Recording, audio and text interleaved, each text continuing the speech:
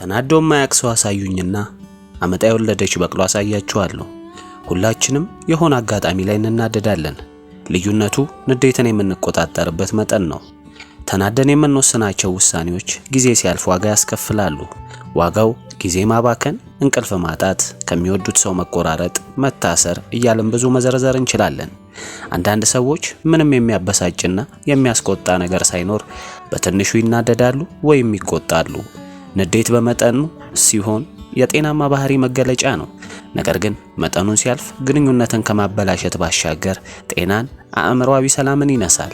ንዴትን በፍጹም ማስወገድ ባይቻልም ማስታገስና ማብረድ ይቻላል። ታዲያ እንዴት ማብረድና ማስታገስ እንደሚቻል 10 ነጥቦችን ይዘን መተናል። አብራችሁን ቆዩ። አንደኛ፣ ከመናገር በፊት ማሰብ። በቶሎ የሚናደዱ ሰዎች አብዛኛውን ጊዜ አንድ ነገር ከመናገራቸው በፊት ጥንቃቄ አያደርጉም። በሚናገሩት ነገር ሰዎችን ያስቀይሙና ምነው አፌን በቆረጠው ብለው ይጸጸታሉ። ሁለተኛ፣ ስሜትን አረጋግቶ ራስን መግለጽ። ሳያስቡ መናገር ጸጸትን እንደሚያመጣ ሁሉ የተናደዱበትን ምክንያት ስሜትን አብርዶ አለማስረዳትና አለመናገር በራሱ ሌላ ንዴት ስለሚፈጥር ራስን መግለጽ ያስፈልጋል። ሶስተኛ፣ መተንፈስ። በቀላሉ የሚናደዱ ሰዎች የንዴት ስሜት በሚሰማቸው ሰዓት አንድ እጃቸውን ደረታቸው ላይ አድርገው ቢያንስ 3 አየር በረጅሙ በአፍንጫቸው መሳብና በአፋቸው ማስወጣት ስሜታቸውን ለማረጋጋት ትልቅ ጠቀሜታ አለው። አራተኛ፣ ንዴትን ከሚቀሰቅሱ አካባቢዎች መራቅ። ንዴትን በቀላሉ መቆጣጠር አስቸጋሪ ከሆነ የንዴት ስሜት በሚፈጠርበት ወቅት አካባቢውን ለቆ መሄድ። ከቻልክ አካባቢህን ቀይር፣ አካባቢህን መቀየር ካልቻልክ ራስህን ቀይር እንደሚባለው። አምስተኛ፣ መፍትሄ መፈለግ። የሚያበሳጨንና የሚያናድደን ነገር ምንድነው ብሎ ከማሰብ ይልቅ ንዴቴን እንዴት መቆጣጠርና ማብረድ እችላለሁ ብሎ በራስ መፍትሄ ማፈላለግ። ስድስተኛ፣ ለራስ ዕውቅና መስጠት። ንዴትን በውስጥ አምቆ ያልተናደዱ ከመምሰል ለአእምሮ ሰላምና ረፍት ለመስጠት እንዲያስችል አዎን ተናዳጅ ሰው ነኝ፣ ቢሆንም ራሴን መቀየር እችላለሁ ብሎ ለራስ ዕውቅና መስጠት። ሰባተኛ፣ ቂም አለመያዝ። ሰዎች የፈለጉትን የሚያናድድ ነገር በእኛ ላይ ቢያደርጉ ይቅር የሚል አእምሮ ካለንና ቂም የማንይዝ ከሆነ ንዴታችንን በቀላሉ መቆጣጠር እንችላለን።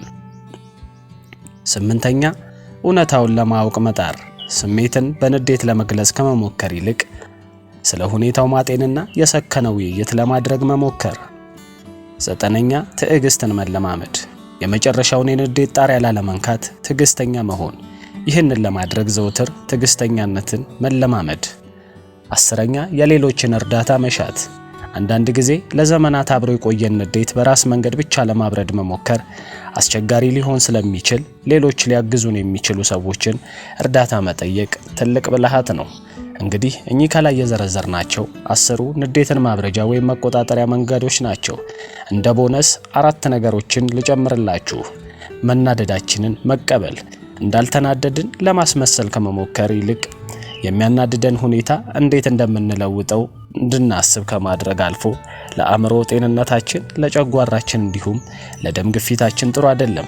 መናደዳችንን ስንቀበል ራሳችንን ማረጋጋት እንችላለን። የማናውቀውንና የማንቀበለውን ችግር መለወጥ አንችልም የሚባል አባባል በግልባጩም ትክክል ነው። ሌላኛው ዘርዝሮ መመልከት።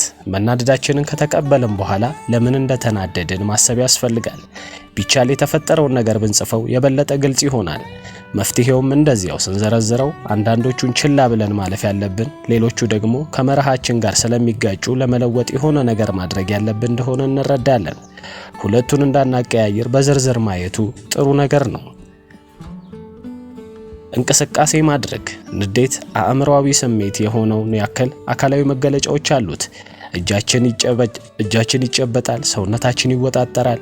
ይህንን አካላዊ ውጥረት ለማርገብ አካላዊ እንቅስቃሴ ፍቱን ነው።